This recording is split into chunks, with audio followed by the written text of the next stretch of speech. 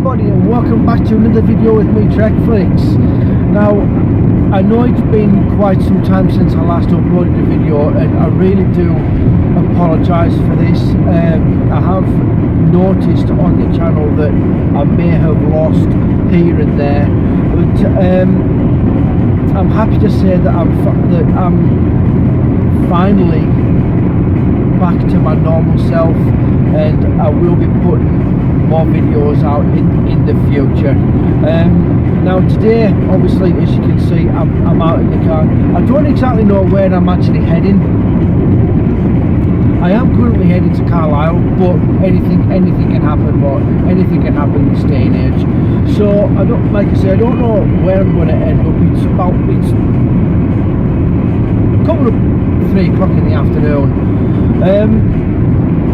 Like I say, I could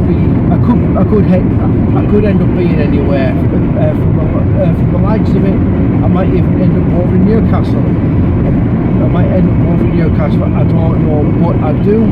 But my initial plan for today is actually to go to the cinemas. There is a midnight screening of Captain Marvel on tonight, and I'm thinking of maybe going to that because I've got 2 days off. I'm off today and I'm off tomorrow, so I'm thinking about going to that midnight screening of that. So we'll just have to wait and see how that plans out. I have got a fair pile of titles that I've bought in the last few weeks. So we'll probably cover those when we get back to the hotel, but I don't really have an awful lot to tell you this time around. I just haven't really been doing an awful lot, apart from the usual, just going out for little hunts here and there. Like I say, I've got quite a pile on at the moment, so I might split that pile up into maybe a couple of videos, because I've got a couple of reviews to throw in as well, out of stuff that I've watched out of that one as well. So yeah, so we'll just have to wait and see what happens there. So either way, if I end up in someone's left their someone hasn't closed their fuel thing on their car.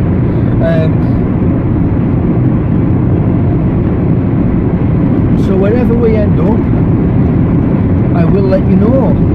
So until then, see you soon.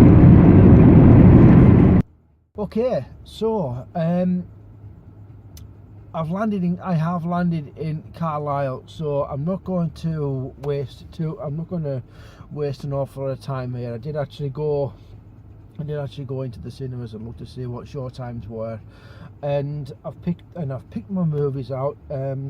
I am going to that midnight showing of Captain Marvel. I've got my ticket here, but I also have a ticket for Alita Battle Angel. So I'm looking forward to seeing those. It's Alita is a film that I've been wanting to see since it came out, but I just really haven't had the energy to come out and see it. So I've got that one is for, I believe, 8:45, which will probably be a 9 o'clock start for that one, and then obviously the midnight screening will be after. I get out in pretty good time for the thing. I've got the 3D showing of it because there was more people going in for the 2D showing, which was roughly, there was already 100 people in that 2D showing of it. I thought, wow, that's quite a lot considering that it's actually a weekday. So how that pans out, don't know, but we'll see. So I'm actually going to head back home to the hotel, and I'm going to pick some food up on the way. So I'll probably see you when I get back, and I might just talk a little bit more about some of the stuff that I've seen in the last couple of weeks. So we'll see you in a couple of seconds. Okay, so we're back at the hotel now, everybody. Yeah, so as I was saying earlier on, I've got a few titles here in front of me, and I've actually got through. So I've actually got through half of this pile. So so before I go maybe onto the last segment of this, which should be after I've come out from the cinemas at I would say about maybe 2:30 or 3 in the morning, later on. This won't exactly be a bit of a haul and talk. I'll probably do what I'm doing here as more of a review portion. So yeah, I've got, how many have I got here? I've got 7 titles here. 2 of them I have already seen before, and the other 4 were first time watches. So we'll just go into the 2 that I've seen first. And the first one I've got is the newly restored from a 4K restoration, which was also has been released on 4K as well recently, is Stallone's Cliffhanger, which is coming at a pretty cool $4.99. Obviously you could see the two for $25 there, and I did get something else with this. I can't remember exactly what it was.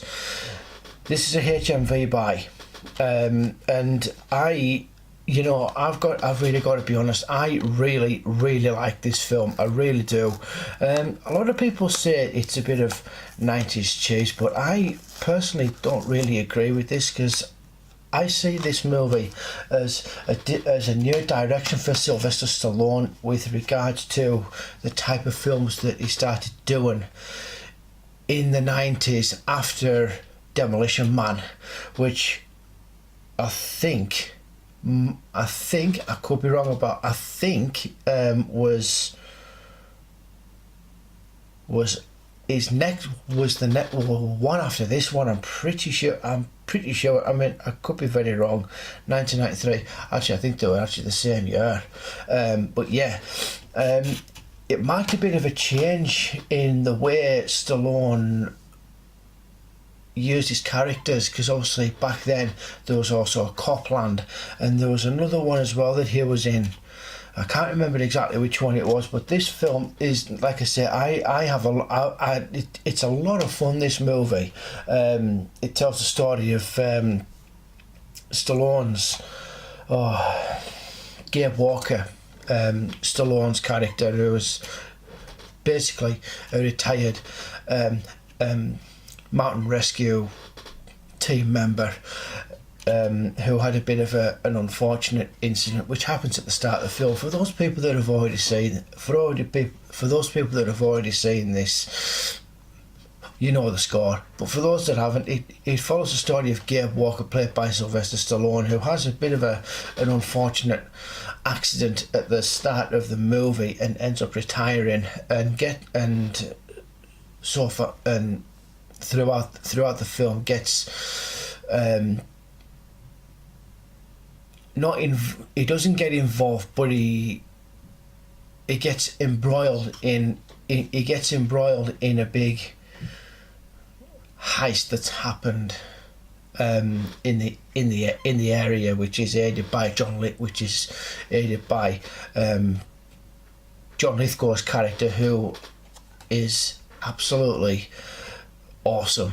And I really like John Lithgow in this movie. I mean, yes, like I said, people say it is cheesy. I think it's quite cheesy as well. But the actual story of the movie is what really makes this film so good. And it's actually, I actually think this is probably one of the more underrated Stallone titles there is out there. Like I said, really good watch. If you haven't seen this, I would really check this. I would really check it out. It also stars Michael Rooker, who a lot of people know is Yondu in the Guardians of the Galaxy series. Was also in a couple of other James Gunn movies. kind of follow his work as well, but I can't remember offhand any of the others that he's been in. Yeah. So yeah, that's Cliffhanger, everyone. Really good movie. If you haven't seen it, I'd check it out just for the sake of it. If you're a Stallone fan, you probably will like it anyway. But just for like the initial story, and the cinematography in this is absolutely astonishing, guys, as well. I would really, really check it out just for the cinematography itself. So that's Cliffhanger. The next one I've got is actually, I don't know why I haven't had this up until the last. I don't know why this hasn't been in my collection for as short a time as it has been, because it's a movie that I grew up with for a lot of years, and I couldn't get enough of this movie. Like Back to the Future, I could watch this day in, day out, and that is, I'm just going to take this computer exchange sticker off, as a few of you know already. I hate them. I think they're disgusting. Right, okay. Short Circuit with Steve Guttenberg and Ali Sheedy. Great 80s movie, this, from I think 1987, was it? Let's have a quick little look. Was it 1987? 1986, sorry. It kind of came off the backlog of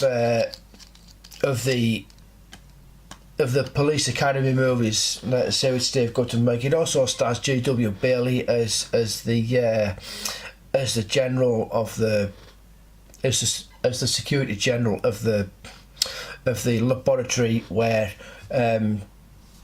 number 5 has been created at, and it's such a good heartwarming film. I can't really talk anymore. I can't really say much more about this film. I really can't. It's just it's absolutely glorious. There are some moments in this where you think, is it really necessary, and all that kind of thing. But yeah, it's good. It's just a really good feel good movie. If you haven't seen this, I really do swear by this movie. If you want something just to relax to on a Sunday afternoon, or a matinee, whatever, please check it out. If you haven't seen Short Circuit, it's a great movie. It really is. Now the next one I have was actually the biggest surprise.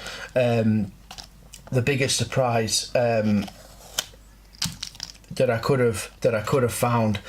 It stars Patrick Stewart and the late Anton Yelchin. Rest in peace, Anton. And this is 2015's Green Room. Now, I've heard a couple of people on YouTube say that this movie was absolutely fantastic, and I absolutely agree. Although there is the one thing that really bugged me about this movie, was how much it tried to be a horror film. I didn't need it. It didn't need to go down the routes of being a borderline horror film. It was unnecessary. But there's a couple of scenes in this that do actually justify how brutal this film can be. But other than that, some of the other things that happen in this, you just think, why did that need to happen? It was just one of those movies. But Patrick Stewart in this is really good. However, I did feel that in some places I couldn't hear a lot of the things that he was saying, because I think I couldn't quite make out what he was trying to do with his voice, whether he was trying to be British or trying to put on an American accent. It was kind of difficult, because it was a lot of the time he was mumbling a lot, but his performance was great. It really was, and you kind of felt sorry for the guy, but you didn't really want to. As for Anton, he was marvellous in this. He really was.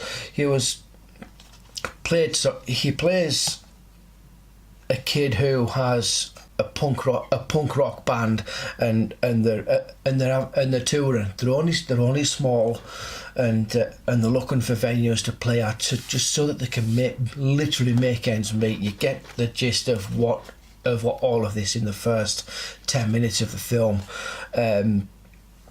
and yeah.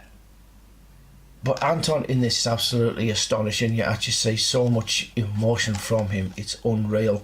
It was a real sad loss when he went, and I wish his family all the best under the horrible circumstances that he died in. So back to the story itself. It follows this punk rock band that are touring, and they get a set at this club that Patrick Stewart owns, and they basically witness something they shouldn't have, and the rest is pretty much history. I don't really want to go into it too much, because I feel that if I do, I'm going to give away the whole story of the film. But I really do recommend you check this out if you've not seen this. It really is worth the watch, and probably a film for its budget, for a film that didn't actually make its budget back, that didn't actually make its budget of $5 million back. I can honestly say it's a great achievement. I can really see this becoming a cult classic in the years to come. This really is probably one of the most underrated movies that I think I've got in my collection so far. I loved it, I really did. So that's Green Room, everybody. So the next one I have is not it doesn't come under a Ray Harryhausen film. I was actually very surprised to find that this movie was a Hammer production. I didn't actually know this until I picked it up. I'm just in the middle of taking the stickers off this, because I just want to show. I want to show you this in its full glory. It's got another sticker underneath the price tag. It came in at £10. This from Computer Exchange, and it stars John Richardson and Raquel Welch, and you probably know what movie this is just from the cast. I can't get that bottom bit off, what a shame. 1 million years BC. Now, I didn't buy this for the cover, everyone, if you're wondering. I did not. As you know, or as some of your subscribers out there know from previous videos, I am a massive Ray Harryhausen fan, and I thought I really needed to have this in my collection. Now, like I say, I did not know that this was a Hammer production, so obviously if it's a Hammer production, it's British made. I had no idea, absolutely no idea, and I had a great time watching this. It was one of those films that I wasn't expecting to be as good as I thought it was.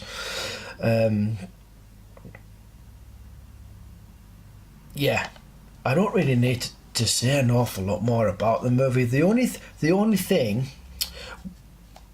which I think works to its advantage is the fact that it's a non-English speaking movie. And I'm saying a non-English speaking movie, it's not in a foreign language. There is no speaking in it, there is no talking. The story, it's the actors tell the story through the physical ways, and it's just such a joy to watch a film like that. I've not watched a film like this in a long time. I couldn't tell you which movies I've seen that have been silent ones. Actually, I can actually. The Lost World from 1925 from Sir Arthur Conan Doyle, which is just back there. You can just see it right there, just there. but that was a silent movie anyway, so it did have written dialogue in it. But this was a movie that didn't have any written dialogue or any spoken dialogue. It was just sounds and the odd little thing here and there, and that's what makes movie making so unique, you know, because you can do it. It's such a diverse art form. You can do whatever the hell you want with it. You really can, and I give everyone that was involved with this movie so much credit for what they did and what they went through to get this film together, because I watched the bonus stuff on this, and like there's the interviews that they had with Raquel Welch. They had an interview with Martin Beswick. I didn't actually watch that one, to be honest, but I probably won't get round to it. But if you've not seen this and you want a good quality film from the 70s, this is the one to have. I can absolutely guarantee you that. So yeah, that's 1 million years BC. Next one, jumping into a movie from last year, from the back end of last year actually. Not the back end, I would say September, October time it came out. But anyway, this movie absolutely blew me away, by the way, and it took me on an absolute roller coaster of emotions. I cracked by the end of the movie. I couldn't. It was just so beautifully directed and everything else, and that is Bradley Cooper's A Star Is Born, along with Lady Gaga. This is not the film you would see me buy, I've really got to say, but when I found out that this was being done, I had to do a bit of investigating, and man, this movie, oh my God, I could watch this again and again. I really could. Which again is something that you wouldn't hear from me about a film like this, but I could watch that. I could watch this at least once a month for definite, but not for. I don't know if I would actually. I don't actually know if I would well up as much as I did the first time round. But what a fantastic story fantastic story that's been told here, everyone. I mean, I know a lot of you will have already seen this, and you probably know exactly what I'm talking about. It's just such a wonderful film. It tells the story of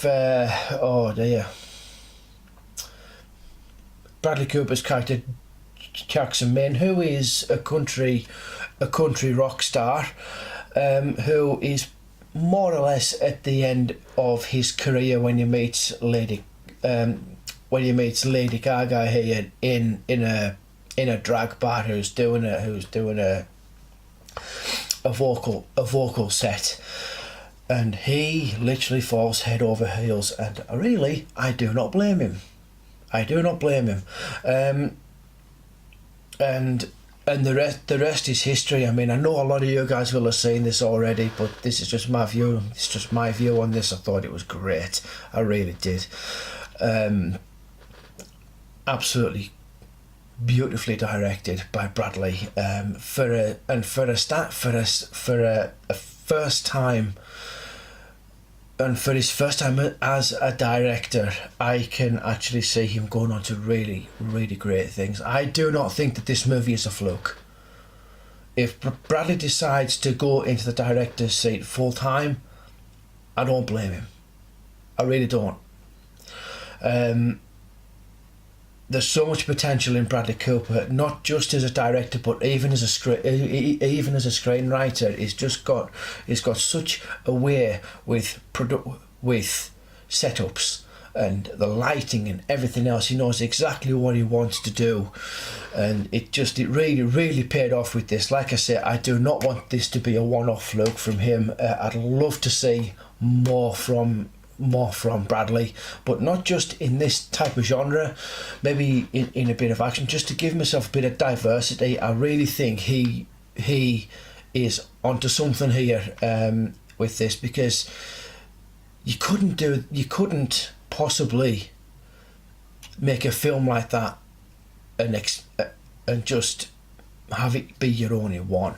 You know, please, Bradley, please do some more stuff behind the camera, because I really do think you've got the talent to be a great director. The next one I have is a Larry Cohen film, which has taken my valid interest for a couple of months now, since it came to my attention from Wet Movie 1, I believe it was, and that is The Stuff from Larry Cohen. What an odd film this is, I've got to say. I like the idea of it. It's a really good idea. Excuse me, sorry, I've just had some food before I started this segment. Yeah. It's an interesting concept for the film, and I really don't know what else I can say about this. I mean, it's a really oddball movie. I mean, obviously, that's what all these B movies are all about. Oddball, off the wall, cheesy acting and everything else, and some gore fest as well. But this movie, I did not know what to think by the time I'd finished watching it. I just thought, and the fact that it kind of opens up on a cliffhanger as well. It's like, why isn't there a second one to this? You know, so yeah, I don't know. I really don't know what to say other than I enjoyed it. So yeah, that's The Stuff, everyone.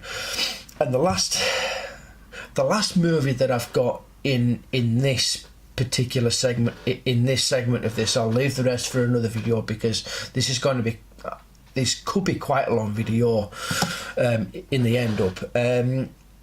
So yeah, like I said, the last one that I've got is a Damien Chazelle movie, and that is First Man with Ryan Gosling. Loved it, absolutely loved this movie.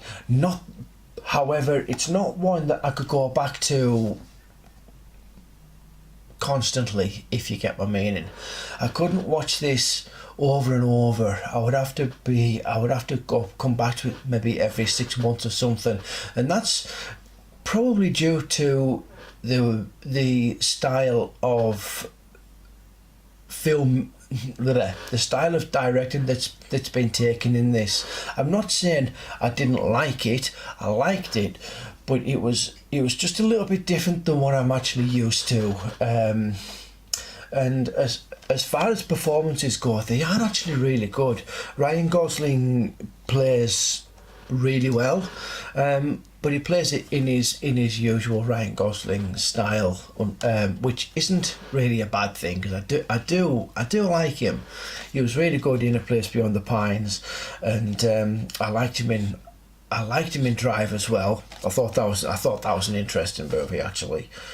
I don't think I've spoken about that one yet, actually. Maybe I should give it a rewatch and do a short review on it. Maybe. Maybe, just maybe. Right. But yeah, First Man, really good film. I mean, I love my space movies. I really like my space movies as it is, and it honestly, for those people that don't know anything about this film, it follows the story of Neil Armstrong, who was the first man on the moon. It documents his life from the start of the Challenger.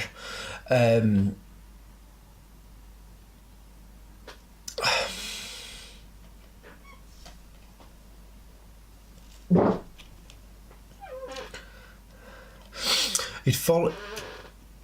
movie documents his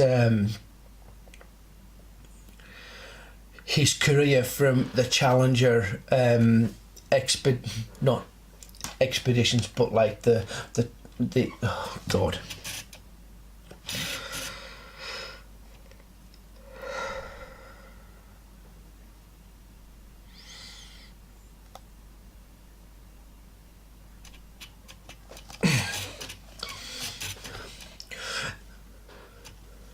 The story follows Neil Armstrong's career from the Challenger.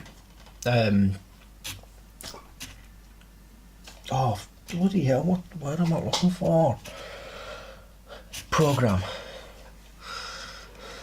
So the story follows Neil Armstrong from the Challenger program and onwards up until his landing on the moon with the Apollo 11 mission. Yeah, like I said, it's a really interesting movie. There's a lot of the documentation in this is actually really good. I don't exactly know what was true and what wasn't, because I don't really go and I don't really research an awful lot into these type of movies. I don't really investigate too much into movies like this, because I just like to go into them as they are without knowing anything about them, because like I say, I do have a specific love for space movies. I'm really big on space exploration myself. I'm no astronaut, as you can tell, and as a lot of you already know, I'm no astronaut, but I really like the space exploration programs that went on back in the day. So this was a really good watch for that very reason, because it went into like all of the different things that they did. They went through all of the different programs within the Challenger program to find out what you can and can't do in space, what you can take up and what you can't take up, that kind of thing. It was really interesting for me, for someone who was invested in that area, you know. So yeah, I really enjoyed it. The only thing that I didn't really like about this movie, it was not so much the casting. It was very well cast, but I felt that there wasn't a lot of chemistry between them, and that's really the only gripe that I've got with the film. So yeah, I'll probably go into this a little bit more in another video at some point down the line, like I did with the stuff. So that is more or less it for now. And the last movie that I've got in my pile of stuff that I'm still continuing to watch is the movie Split from M. Night Shyamalan. Obviously you can see that it's still actually in its cellophane cover. On the 5 for 30 offer, it's currently on the 5 for 30 offer in HMV. So I'll take this off. I'll try not to destroy the slipcover while I'm at it. I'm really looking forward to this, because I watched Unbreakable for the first time about maybe 3-4 nights ago, something like that, and I absolutely loved that movie. I really did. So yes, I'm really looking forward to checking this movie out, guys. Just try not to tell me too much about it. I do know the basics. I do know the basics of the movie, but I'm really looking forward to this one. But as I said before, I've got my tickets for Alita Battle Angel and Captain Marvel at midnight. So we'll see you in a second, and it should be around about 2:30, 2:45 in the morning. Okay everyone, so we're now actually into the following day. I do apologise for not covering my initial thoughts of the two movies that I saw last night. So yeah, I think it's safe to say that we can just get on with this straight away. I had a fairly good time at the cinemas last night. It wasn't the most overwhelming it wasn't the most overwhelming experience I've had. So I think first off I'm going to talk about Captain Marvel in this before I get on to Alita, simply because it's the hot topic at the moment. I've been looking at some of the scores it's been getting on Rotten Tomatoes and Meteoric and all of that, and it's not looking too good for Marvel at the moment with this latest one that they've got. I've got to say, and to be honest, I don't really.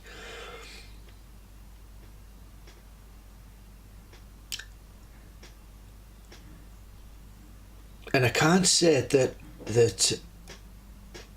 I blame them for being worried, because I really have got to be honest. I'm really on the fence about this film. There's a couple of redeeming qualities to this. There's a couple of redeeming qualities to this, but sadly, this is not the best entry for Marvel, which is disappointing. Especially the fact that we've now had 10 years of really good quality films from them, give or take a couple of movies that haven't quite underperformed because of like fan opinion. This one really isn't. I'm saying it really isn't a good movie. It's mediocre, and that is pretty much all it is. It's a mediocre movie. Brie Larson as Carol Danvers sadly didn't really do an awful lot to really invigorate me. I didn't feel that. I just didn't think that she was. I just didn't think that Brie Larson was right for the role. I'm sorry to say it, but she isn't the right. She was not the right person, which is sad. It's very sad. It's very sad to say it, because I've always been very impressed with the casting of all of the major actors throughout the Marvel universe, but this one, I'm sorry to say, is just not the right. Just Brie Larson was not the right person for this role. It felt that this was a forced. This movie felt like a forced fest of all sorts of things. It wasn't. There wasn't any natural chemistry between anybody. Maybe there was a little bit there between Carol and Nick throughout the film. You could certainly say you could see something there, but it just didn't. I just didn't get the feel of this. I just did not get the feel of this film, and it was. I wouldn't say it was necessarily a hodgepodge of a film. It flowed quite nicely. It didn't. It tried not to take. It tried to take itself a little bit too seriously for what it was, basically, and that's more or less where it kind of fails. And that's more or less where it kind of fails. It's almost as if they've tried to give us a cheesy 90s movie as opposed to a modern day movie where it all has to be really serious. That doesn't work nowadays. You can't get away with it, and I think that's what's happened here. I think because they've set this movie in the 90s, they felt that they've needed to actually make it like a 90s movie, and it just sadly it just doesn't. It just hasn't quite worked out that way. I did like saying Sam Jackson is always a great presence in his movies. This one is no different. He's brilliant in this role as Nick Fury. He really is. I mean, he's proved his worth already throughout all of the other movies that. All of the other Marvel movies that he's been in. Agent Coulson also returns into this as Nick's aide throughout the film. We've also got Annette Bening, Jude Law, and somebody else. I can't quite remember the name. I can't remember the actor's name that played the Skrull leader. Not exactly the leader, but like the Skrull member that has a more prominent role throughout the film. Was it Ben Mendelsohn? It could have been Ben Mendelsohn. I can't quite remember. But anyway, yeah. I mean, everyone was reasonably good, but there was just no natural chemistry between them, which is something that I look for a lot in movies, natural chemistry, and I didn't get that feel, which I think is where this movie kind of sort of like flopped for me. But the visuals in this are absolutely astonishing. The de-aging they did on Sam Jackson is absolutely unbelievable. It looks incredible, and all of the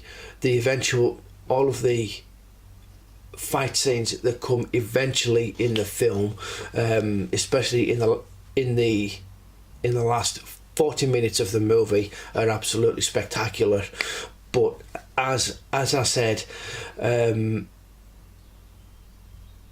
Brie did not carry Carol Danvers very well throughout the film, which is basically where this movie could fail. And I'm not having a personal dig at Brie, because she's an astonishing actress. She really is an astonishing actor.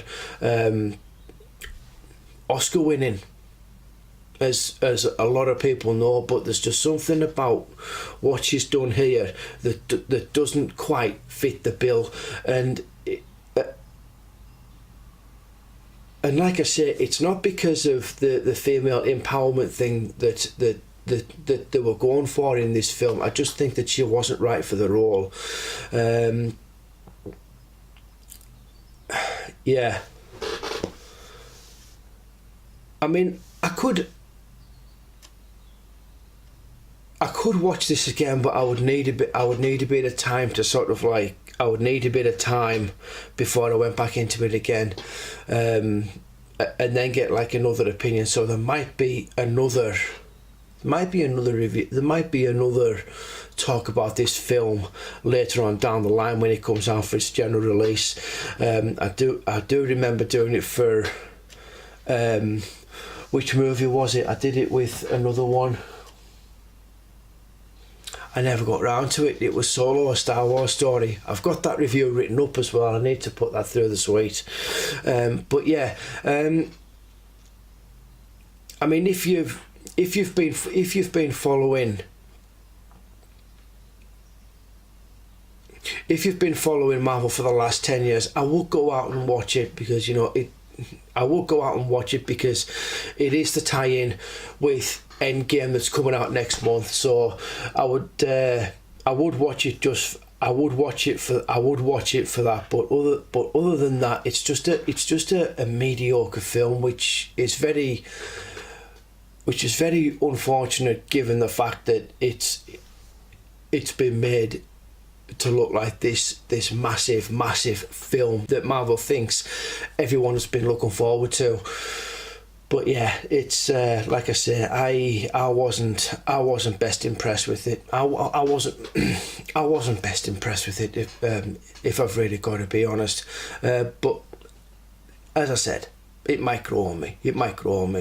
So the next one, so the other movie that I saw last night, obviously from what I said before, was Alita Battle Angel. Alita Battle Angel, there you go, from Robert Rodriguez and James Cameron, of all collaborations there could have been in the movie industry.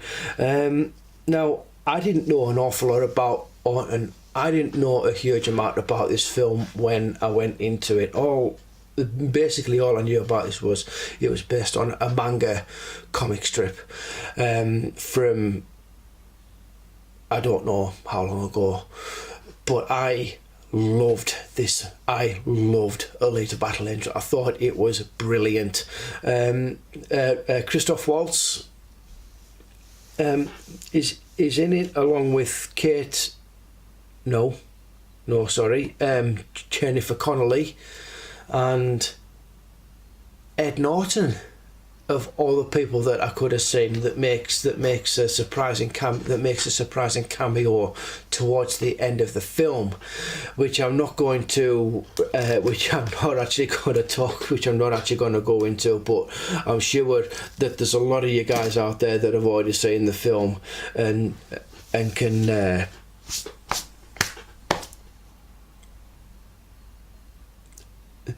they can mull over why Ed Norton. But saying that, it has been set up for a sequel, so I'm actually quite looking forward to seeing if that actually becomes something. But yeah, it was a great film. It really was. It follows the story of obviously Alita, who's basically found in a scrapyard and is put together with another body, and she goes, and it's more or less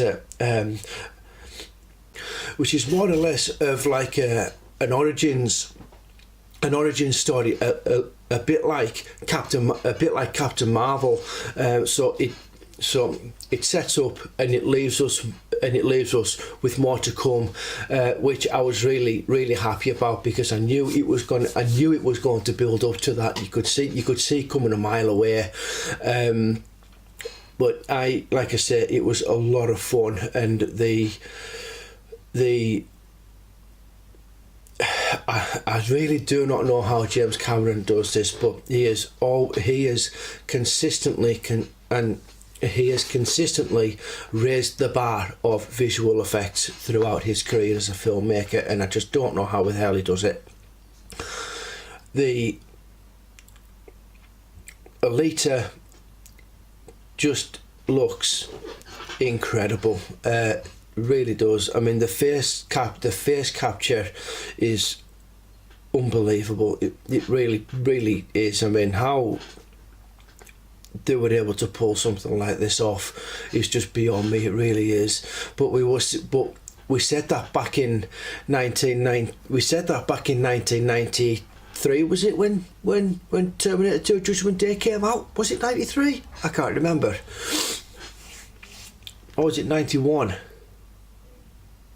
It was one of the two anyway. But yeah, I really don't know how it does it. But for the visual sense and style of this movie, it's beyond anything. It really is. But I liked how they drew the story of this out. That there was a lot of different layers to the story in this film, and it was almost like watching another. It was almost like watching another Avatar movie, but done better, if I've got to be honest. I mean, we've kind of seen, in a way, now that I bring Avatar up, we've actually seen this type of movie before. It's just a different setting, and we're in futuristic Earth, and yeah, like I say, I really enjoyed the movie. I really did. If you haven't seen that movie, guys, I would seriously try and catch it before it does actually finish. But that's all I can really say about Alita Battle Angel, because I don't want to give too much away about the story of the film. But yeah, check it out if you haven't seen it. And if you don't get round to catching it at the cinemas, there's always Netflix and all the other streaming sites that there is going. But yeah, so I think that is going to be it for this video, guys. Thank you so much for tuning in. If you have, I do have some more movies in front of me that I would like to go through, but unfortunately I'm going to wait on. But what I'm going to do, I'm going to watch them, and then I'm going to talk about them. I've decided that this is what I'm going to do before I actually talk about them. I'm not just going to do collection update talking about films that I've not fucking seen, do you know what I mean? But anyway, excuse the language there, little slip of the tongue. So yeah, so that's it for this video, guys. Again, thank you so much for tuning in. I really appreciate it. Drop me a comment in the comments below on what you thought about Captain Marvel or Alita Battle Angel and any of the other films I spoke about yesterday. So I'm going to do my pleasantries now, everybody, and I will see you next time.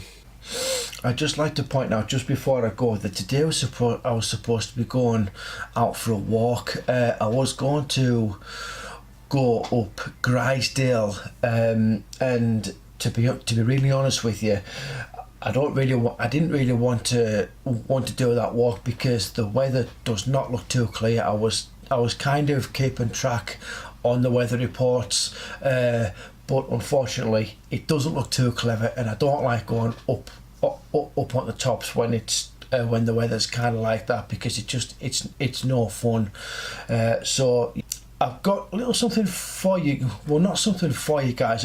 This picture right here is the pile of all of the movies that I have not watched yet. There's a couple there that I have seen before, but I've got very vague memories of. So if there's anything there that you would like me to talk about, let me know which one you want me to do, and I will very gladly do a review on it. So again, thank you very much for tuning in, and see ya.